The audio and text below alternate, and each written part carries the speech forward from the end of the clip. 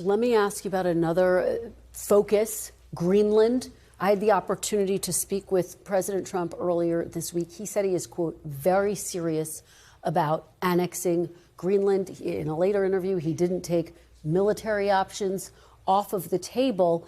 And of course, it's an autonomous territory of Denmark, which is a NATO ally. Do you think annexing Greenland would effectively be the end of NATO?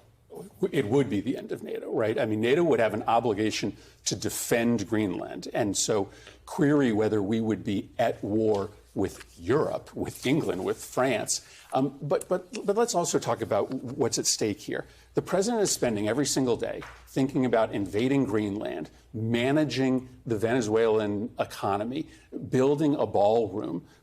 He is not thinking about the American people at all. This month, premiums, health insurance premiums on 22 million Americans are going up, doubling in some cases. Kids aren't able to eat 3 meals because the Trump administration has slashed food assistance. And so every single day, the president is thinking about Greenland, his ballroom, Venezuela. He is spending no time thinking about the actual crises that are being visited on American families. This is a president who is distracted by things that don't matter to the American people at a moment where the American people are in crisis. That is the underlying reality of a White House that has become out of control.